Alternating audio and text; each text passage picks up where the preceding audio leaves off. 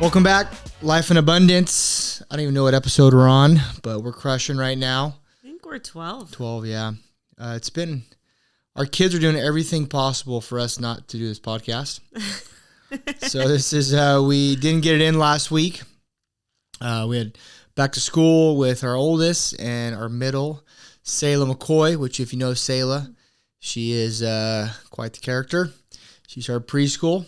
Yeah, first week. Yeah. Was it harder on you or Selah? Oh, the first day was really hard on her. Yeah. Selah has this thing she does when she gets hurt or just emotional in any way. She will start to hold her breath and pass out on you, which is super traumatizing. And so anytime she gets really upset, it makes me nervous because it looks like your child's having a seizure when that happens. So you never forget that. And so I was so worried that that's what was going to happen when she went into class and mommy wasn't staying. And she cried for a good 15, 20 minutes to leave her the first time. But then the second day was only like 5 or 10 minutes. Mm-hmm. And the third day, she just walked in and didn't even say bye. She just like, okay, if I have to do this, I'm going to make you all pay. So She did good. It's hard because we have, mixed emotions about it. We want her to go and grow and be independent, but also at the same time, you're not there to protect them. And, all the mom guilt sinks in. And Mark was fine, but I went to work. And the whole time you're at work, you're then distracted thinking about how are they doing without you. And all reality, they're fine. It's harder on us as the adults to push them and make them go. But she did it, and it was good. It was a good week. But holy cow, there was a lot crammed into 1 week and a lot of shifting of kids. And I think Matea she had to catch a ride from like 3 or 4 different people in one day just to do the things we had on the list that day. And we got it all done, though. It was a really special week, though, because our number one turned 10 years old. Yep.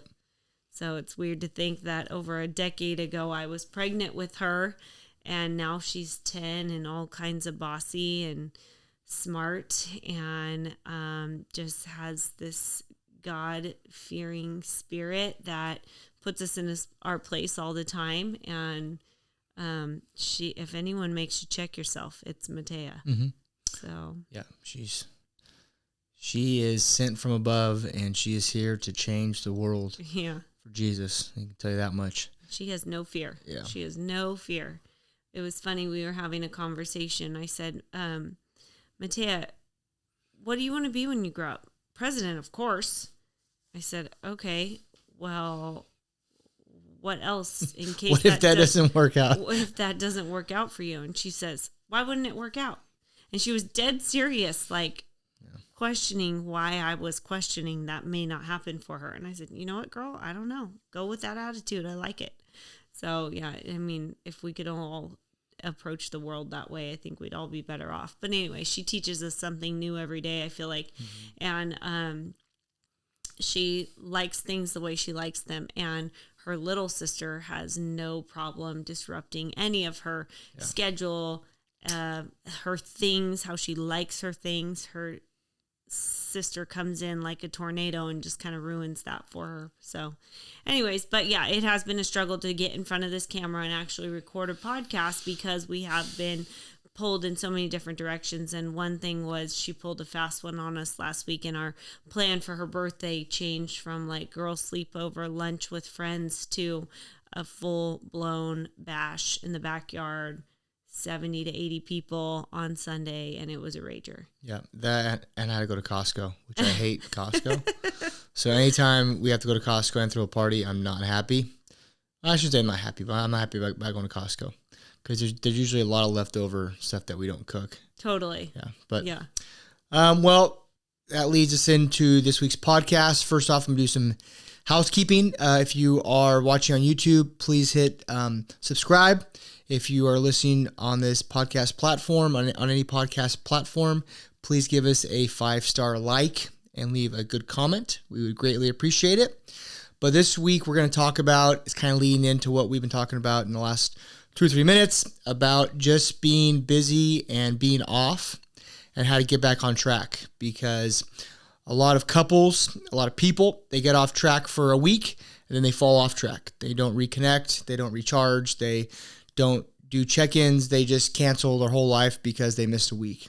And so Bree and I, back in the day when things like this would happen, we would not get back on the same page for a couple weeks, months, could be, especially if we're not seeing eye to eye on things. And last week, we both identified what was going on. Bree had a class last Sunday all day and worked Monday through Friday. And then, we had all the stuff going on with the kids and all kinds of stuff. And we just went on a date night on Saturday night and just were like both kind of off. And and kind of pissed off about it. He's like, "What's your problem?" I'm like, "What's your problem?" Yeah. We both knew we had a problem, but couldn't talk about it because we literally were in the midst of life and all the other things that we had to get done and do. And then you ignore what the real issue is, where we just needed to connect. Mm-hmm. Yeah. Take a time out. And you said something earlier about mom guilt. And I think mom guilt played a part in that this week. And all those, everyone has emotions and feelings and all kinds of stuff, right? And what people do a lot of times is they take those emotions and feelings and they retreat into comfort. They retreat into what they feel is comfortable and what they don't want to talk. They don't want to address the issues because it's hard or it's not something that they want to do right now, right? Wouldn't you say? Yeah, absolutely. For the mom guilt. Absolutely. Or you feel like at that moment, your child takes priority over your needs, which in our case was reconnect, get on the same page and do what we need to do better. But instead you're, kind of swallowed in the chaos of getting all the things done and trying to show up then, which really you're not even showing up to your full potential because you have not connected and gone back to the foundation and made sure that's solid to build something that, you could do really well. But instead, we do it chaotically because we're trying to do all the things without taking a minute or a time out to reconnect and get back on the same page. And I know this week, with everything going on, we made excuses for, mom worked all day, and so I feel bad to go home and then leave the kids to go on a date, or our sitter was here all day, which AKA grandma, and then to ask her stay later to be with the kids so we can record the podcast, go on a date. It just were a lot of things that were off this week just because of schedule. So anyways, we did take a minute on Saturday. We're scoping out locations for a photo shoot for the salon. So anyways, we took a drive, and that's one thing I think partially why I like to go out of town a lot with Mark is our drive to get there. The anticipation leading up to the trip is nice to connect in the car while you drive and just hold hands and talk. And one of my greatest memories was we drove to Las Vegas, and when we were there, we picked up these like topic cards from, I don't know, Pottery Barn or something. And we just sat there and asked each other questions the whole drive home. And it actually was really fun. And Vegas to Fresno is like, 5 or 6 hours? It's a hike. So just to sit there and talk and connect in the car was really nice. And to do that, bringing up topics you don't normally talk about, asking questions about your childhood and whatever. It was fun to get to know each other at a different level, and I learned things on that trip that I wouldn't have necessarily asked had these topics not been prompted by this game. But anyways, my point going back to last week was we took a minute to drive up to the casino. We were scoping out areas to take some photos and just to do that together. And I like to do that on my own. I have this vision and whatever, but then to consider Mark's opinion through it all, I'm like, oh yeah, I didn't think about that. Or he's thinking of logistics, like how are you going to haul your clothes from the suite to the parking garage or whatever. And I have to realize he's not here for that. So anyways, it just was nice to take a minute and do this together. And, we are business partners, but we really don't interact in the business much together. Mark does his thing, I do my thing. We come home, reconnect, and then it's like tomorrow we go out into the trenches and go our own ways. So anyways, to do that together was nice. And then we had a really nice dinner at our new favorite restaurant, which we haven't been drinking alcohol. So eating, and it's kind of like, it's a much faster process when you're not drinking, and your bill is a lot less expensive. And so we had our date night was rather quick, but it was nice to do that and just kind of get down to the nitty gritty of why we're not jiving. And it was just like we were agitated with each other, and we knew why, but we hadn't said why. And so it's like we finally just be like, oh, you're pissing me off, or I need time with you. Is that too much to ask, or whatever? And so that was definitely the root of it all last week, wouldn't you say? Yeah. Why do you think now is different, whereas before we would be stuck in that same rut? Well, before you wouldn't be able to tell me what you were feeling. I think you had a hard time even identifying what it was. Like going to Costco would have made him crazy in the past, and it would have caused a fight because, for one, we're spending probably too much money at Costco that's not necessary. Well, Mark doesn't see necessary. It's not necessary. You don't need 9 pounds of cheese. Okay, don't get me started on Costco. I know. So there's some cool stuff, but majority of it, you know what I'm saying? You don't need 9 microwaves, okay, because it's a good price. Okay? I know. Like, that's ridiculous. I know. Make people broke by saving them money or whatever the thing is. I don't know what it is, yeah. Anyways, but most of the time you'd be agitated about the Costco thing, agitated about 3 or 4 other things, and then it would just blow up because you couldn't just say, hey, I feel like we need to connect, even if it's like go on a walk or arrange to get a babysitter just so we could have some peace and quiet. And now you can identify that that's what you need, and then actually take action to communicate that and provide time for one another. And so this week we made an effort to do that when we were feeling the chaos and the tension between us. And it definitely makes it better. You know, we still have a busy week to come, but at least we knew we reconnected. Now we know the game plan going into next week. And then we see light at the end of the week of when we can reconnect and have just some time together by ourselves. Another thing is, too, we have a 1-year-old that's not sleeping. So where we would normally have downtime in the evening to debrief, as I call it, and just connect and sit on the couch and talk and whatever. We haven't really had that because this baby is up in our grill all the time. Yeah, it's a baby. Downer. It's a bit downer. I would say the answer to that question that I asked you would be I'm separating my facts and feelings. Yeah. Where I'm not letting my feelings overtake my facts. And men do this a ton. And if it's especially with their wives, like, oh, I can't believe she's acting like this. I can't believe she said this. I can't believe, she wants me to do this, or, we've only had sex this many times, or, and blah, blah, blah. And it's like, well, those are your feelings. And the facts are you haven't showed up. You haven't done what she's asked you to do, and all those other things, right? Yeah. And when you separate those things, you're like, oh, well, I'm mad a lot of times because of my feelings, not my facts. Yeah. And when you let your feelings overtake, that's when rage and anger get into place, and you lose it, and you say things and do things that in the back of your mind are wrong, but you just let it fly anyways. Mm-hmm. And so I would say men, especially, I'm not saying women also, but I can only speak for men because I'm a man, but that we act off feelings a lot more than we even know. Mm-hmm. And once you can start realizing that and seeing that and taking those away and just communicating from the facts, it's a whole lot better place to live in and to communicate in. Absolutely. You avoid so many conflicts by just being able to say the fact.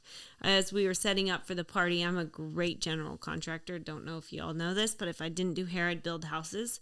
And in the process of doing this party, I'm great at delegating things that I know I'm not good at, for one, or that I don't need to do. And so I'm just like, okay, these things need to get done. Who's available to do them? And if you don't want to do them, that's fine. Just say so, and I'll move on, and I'll find someone else who will. And so as I'm giving my children their jobs to, take this to the garage for us, go take this to dad, help daddy do this or whatever. And we're getting, ready for this party, and we're on a time crunch. So Mark looks at the girls and says, girls, you better listen because mom's not messing around today. It's not that I'm not messing around. It's I'm going to be direct in what my expectation is from you. And if you don't like it, how you receive it, I can't control. But here, this is what I need. It's very black and white and point blank to the point because we have stuff to do and I'm on a time crunch.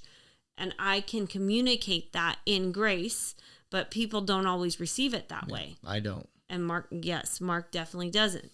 So I asked him to do something, and I'm like, this is just something I need a yes or no answer from you. I don't need you to dissect it because I've already thought of all the scenarios of how this could play out for me. Okay, let's back up. What she did is I was at breakfast with a buddy. She texted me, can you grab chairs from my parents' house? I said, yeah, cool, no problem. Well, I came home from breakfast. I forgot. So I was like, hey, I'll go get them. But I said, do we really need that many chairs? I said, we typically have too many seats, right? She's like, I don't need your opinion, right? Did you not? No? I don't think I said I don't need your opinion. I believe I said I've thought of all the... I've already thought of all these scenarios, and yes, I need the chairs. Mark. When I say mark at the end of a question, at the end of a statement, it means stop there. Yeah, and I was like, well, maybe I might have a good idea, and you don't want to hear it, and so... No, I said I've already thought of all those possible ideas. So that's what she's talking about. Go get the chairs. It's not a question. It's I need you to do this. Can you or not? Yeah. It's a yes or no. And so you came back and said, yes, I'll get the chairs. And that the conversation was over. It was great. We had the chairs. I needed them and you provided them. And I appreciate that. And I said, thank you. I said, please too, which I don't normally. So really, because for me, it's a yes or no. If you can't do that, that's fine. I'll find someone who can deliver. It really is that easy. But a lot of times Mark wants to talk it to death and we're going to have this long conversation. And at the end, I know he's going to go get the chairs because ultimately you want to make me happy. But it's like, we don't need to talk it to death to get to the bottom of it. You already know you're going to do it. So let's just say, okay, yes, I can do that for you. Or Bree, I don't want to right now, but I will get them before the party. Yeah. Okay, that's great. It's funny because I think most relationships that don't work out is because they run off feelings, not facts. They always run off their feelings, like both parties. But that they can't communicate their facts. Yeah, facts, right? And then it's kind of like when you're younger and you're in high school and you have a girlfriend and you guys are both young and so you're running off feelings, right? And then the feelings overtake all the facts and then everything blows up and you everyone talks and those kind of things, right? Whereas you get older, most of the time, you look at the facts and you separate them. Hey, this isn't in a good spot for me, and you move on, or you talk about it and do those kind of things. But what's even kind of more funny is as I get older, I see more and more people my age still living in feelings, struggling with that. Yeah. Both sides, and they wonder why their marriage isn't working, and why they're not getting it out of the rut of being of arguing or not connecting, is because they're both running off feelings. Yeah, and because the reason why Bree and I were able to last as long as we've had in my emotions is because Bree's very much of the facts. And so if Bree was also on feelings, we would not be sitting here today with 3 kids. We might have had one and been divorced. One and done. One and done. But I mean, that is what I see. And it's very easy to separate your facts and feelings, but it's very hard at the same time because it involves ego. When you don't do it, it involves you saying, hey, I was wrong, you were right, those things, right? Well, and half the battle is knowing what you want. And it's amazing to me how many adults have no clue what they freaking want. It's just like having a consultation with a hair appointment. Okay, so I really want a natural look, but I love being bright blonde. Okay, that's great. They're 2 different things, though. Tell me what you want.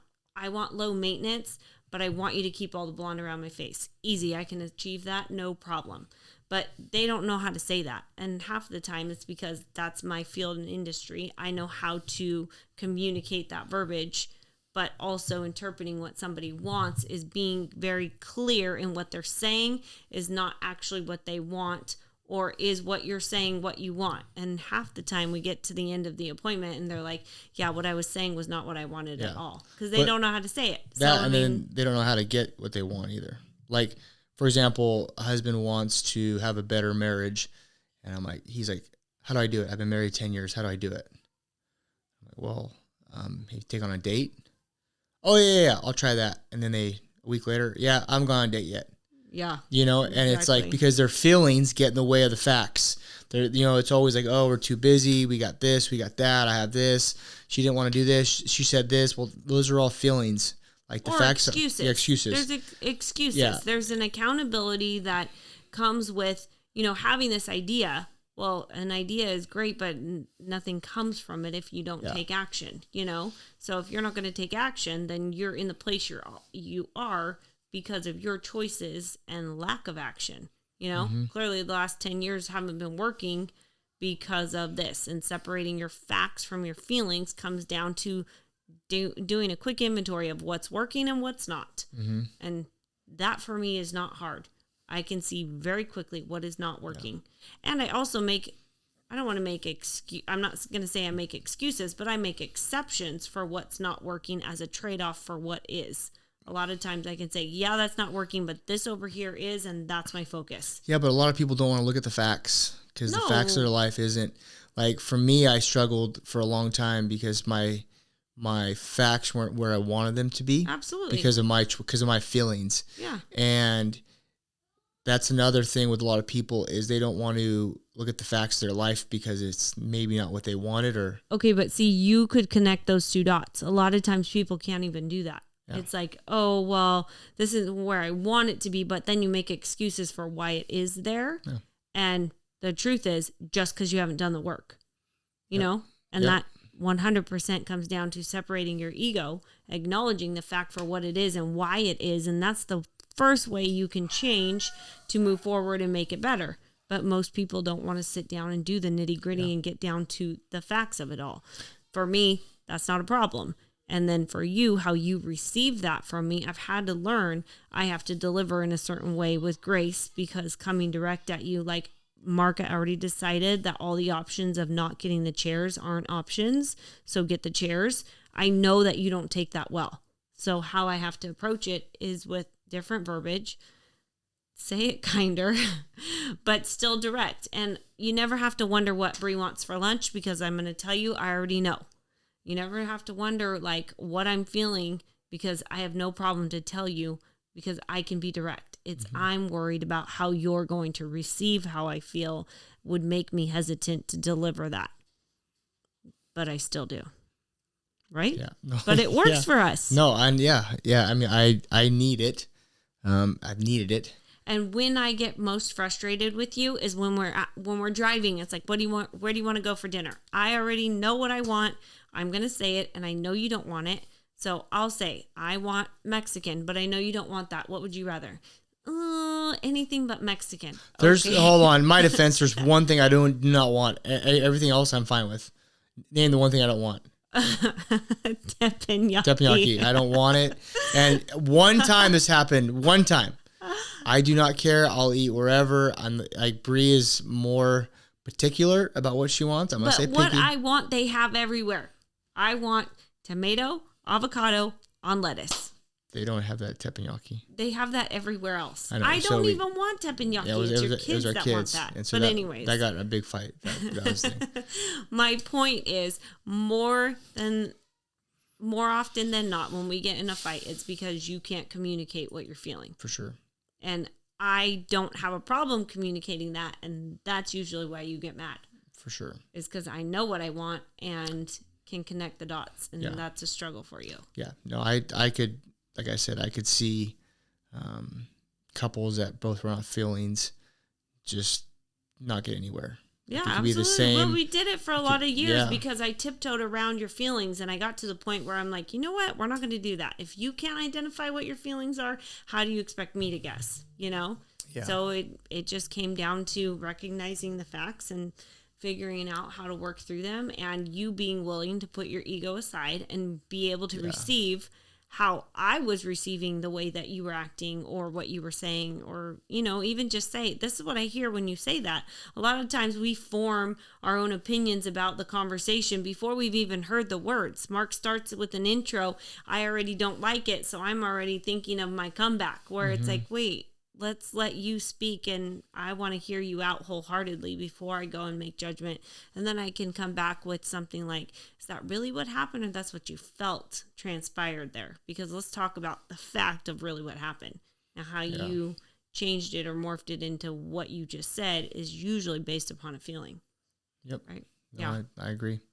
Yeah, it's a different place to be in the last probably 6-7 months that I've been more fact driven. Yeah. And the way that we argue, the way that we talk, the way that we uh, do things, it just totally changed, or has totally changed. And last week, I was like, man, we are not connecting. This is like something off. Bree's getting home and she's exhausted, and the kids go to bed, and the kids were kind of hard last week, and we didn't, get time to hang out at night and do those things. And it was like two ships passing, in the night, and it's like for a week. And it just brought to mind, I was like, man, if I wasn't where I was right now, we could do this for a month and not connect and not take time for each other. And so it's really easy to go a month without, not, connecting, not doing date night, not, hanging out. I mean, it doesn't shock me when couples go, yeah, it's been 6 months since we went on date night, or it's been 2 years, or whatever it might be. It's like, yeah, it's that easy. Like when you let your feelings take over, it's a lot easier because you don't have to address anything, and you can just kind of go about your day and kind of live in a shitty mood, and everything be okay, right? It'd be comfortable, but it's not great. Yeah, exactly. And a lot of people live there, right, in that little comfort zone of, it's not great, my marriage isn't great, but we're still married. Yeah, exactly. And that's a shitty place to be, especially as you get older and you start realizing kids are getting older, you're getting older. Like, do I really want to live this life? And I was on a call today, and the guy went to Paris for his honeymoon, and it was 22nd. Anniversary. Yeah, 22nd wedding anniversary, and he said it was the first time he's been out of town with his wife that he hadn't had like a scarcity mindset. He hasn't been worried. They were fully connected, and he's like, it's an amazing place to be. And it really hit home because of all the years we've been married and doing things, every vacation or time we go out of town, like I have a scarcity mindset. I don't fully enjoy it. I let all my feelings take over and not just enjoy the fact that I'm there with my wife. We're hanging out. We're in a great spot. We're having good food. We're hanging out by the pool. It's just us. I've never really fully went in on that. And that's something that I'm looking forward to doing here in the next couple months, because we got this 1-year-old leech called Coda that is not letting us or Bree out of her sight. I know. And but no, it is for such a short period of time, and that is the excuse we're giving it, is that there's light at the end. We are so close. So I know that when we've gone out of town in the past, you have that day before we get home, anxiety, we got to get back, we got to make money, we got to get back into our routine and whatever. And you almost lose a day of vacation, and then it robs the people around you too, because they can feel that energy, and it's a life sucker. It really sucks the life out of something. And so I can say that since doing the work and changing your mindset, you've really put forth such a conscious effort to be present and available in the times that we are out of town together. A lot of times it's for work lately, but you've had this piece about you that I know it takes a conscious effort for you to be there. And I can tell when when your schedule's off, for instance, that those emotions heighten. And I think really in the last few months, you've been the most calm and mellow tempered than I think ever in our marriage. And I know for me last week too, Mark's I don't know what your problem is. And the truth is he did. You knew exactly what my problem was. And it was that we needed time and connection. But really, I didn't get my morning routine like I normally do. I've been really committed to stacking. I do a prayer stack for Mark every day. And yesterday, I didn't get it done until 9 o'clock at night. That was super depressing to me because I usually start my day on that foundation. And so I know part of it was just that I wasn't getting my morning routine in. And I can openly say, I'm going to need your help this morning because I need this. And I know I can say that to you and you get it because you're doing the same, and that's important to us. So, and our kids know. They know when something's up. They know when something's off, Or Matea's like, Mom, don't call Dad that. I'm like, well, he shouldn't be that, but they're onto us, and we're very open and vocal in our home about how we feel, and I want my girls to process their feelings and be able to communicate them openly. And so we don't hold back fighting in front of our kids. We also don't name call and bash each other in front of our kids. We have very strict rules about fighting in front of our children so that they can see we can work through things productively, but we have absolutely every right to have a feeling. Doesn't mean that our feelings actually like right about a situation, but nobody can tell you that you don't feel that way. Just how we're going to move forward and make decisions aren't going to be based off of these crazy feelings, or heightened feelings because of our emotions. So anyways, yeah, it works for us. But I think those are tools that everybody can use in their marriage, in any relationship really for that matter. And it's healthy boundaries too, to let people feel things, but also at the same time respect that space and say, okay, now that we've processed how you feel about it, let's look at the facts of it and how can we move forward to change it and make it better. And yet I do that with my 4-year-old, and she gets it, okay, I know you feel this way, but this is what really happened, So it's helpful when we can address things that way and teach them young, Yep. So, I think for our household, if you're here, it is never quiet. It is never quiet because someone's emotional. And we're talking through those emotions all the time. But it's healthy, and we're in the ages to do that. So it's good. Yeah. Yeah. No, I would say if you're feeling the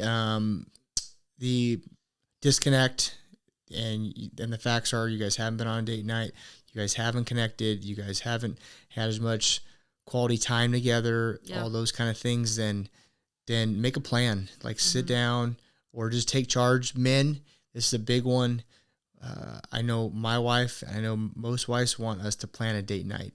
Babysitter, what time, make it restaurant. Easy. Everything else is hard. Make it easy. Make it easy. And so do that and set that up and do that once a week. That's an easy win. And don't drag it out to next week. Don't drag it out to 2 weeks from now. Or if you're thinking about doing it right now and you're listening to this, and send the text. Go to dinner tonight or go to dinner tomorrow night. But just do it. And I know for the wife, it's nice that you just have to show up. He's already taking care of all the other things. I want to get dressed up. I want a sexy night. I want to have fun with my husband. I don't have to do all those other things. Great. It makes me wanting to show up like that 10 times better. Yeah. So, I mean, I know for me, when you take the lead and it's like, oh, Bree, I've got this planned, and my mom's coming over to take the kids at this time. You just have to be ready by then. It's like, oh, that's refreshing. I don't have to do any of that. That's great. Yeah. Or even think about it, you know? So just kind of check where you're at with that. And those are easy things that you could do to change things like right now. And so don't let your marriage go another day, week, month of just living in like ships passing in the night, man. It's not a good place to be. We were in it for a long time. And talk about it. Yeah. Say it. Say it out loud. I feel like we're living like this. Yeah. Do you feel that way? Okay, you do too. What can we do differently? How can we start our day differently? How can we end our day differently? It's going to take action. And the first step to changing it is recognizing that it's not working. Yep. So. Yep, I agree. That's another thing is communication. Communicate it, and don't do it out of feelings. Don't do it out of anger, frustration. Just go, hey, this is what I'm seeing, and you can even say, hey, this is what I'm feeling. What do you hear from this? And ask for their feedback, because they might not see what you're seeing or hear what you're hearing. And that's another big thing is also you guys be on the same page with that, right? Like you can, as a guy, I know we think about one thing a lot, and that's quality time, if you know what I mean. So sometimes you're like, hey, I want more quality time. The wife's like, I think we're fine in that. And then you know, she's might be missing like the page on that. And so you guys can have a conversation about it. And so like kind of come up with a game plan for that, because a lot of times, you know, we don't know. Yeah. You know, and two, you have to be willing to accept what you're going to get, because it may not be what you think. So if you open up that can of worms, like, hey, I feel like this is going on, I'm not pumped on it. Well, you want to know why? Here's da-da-da-da-da-da. Yeah. And usually it's a self-check really quick of like, yeah, you are right. Let's go back to the drawing board. Now let me try and fix all those things so that we can make this better. So anyways, I think every couple goes through this, and it's waves all the time where you're ahead of it, you're behind it, and you're being swallowed up by it. So just to stay ahead constantly is doing the everyday check-in, having the everyday routines, not letting life get away from you and ahead of you to the point where you feel like you're just, constantly trying to keep up. And for us, we just decide there's some things that the answer is no. Mm-hmm. The answer is no, because we can't do everything. We shouldn't do everything. For our own sanity, for our own relationship, for the sake of our family, sometimes the answer is just no. And we've had to take a minute this season to say no quite a few times because our focus is different than what it used to be in the last few months. So anyways, that's okay to do, and be confident in that, or certain in that may be the best decision for your family at this time. Mm-hmm. Amen. So, yeah. Yep. Thanks for tuning in today on this podcast. Yeah, short and sweet. Short and sweet. It's actually been 35 minutes, which is actually a pretty good one. Yeah. But if you're listening to this on the podcast app, please give us a 5-star like. If you are on YouTube, hit subscribe, please. Yeah. Leave a comment. I hope you guys enjoyed this podcast. Remember, don't let it get away from you guys. Yeah. Nip in the butt tonight. Go home, apologize, do whatever you need to do, and get back on track. And we will talk to you guys next week. Yay.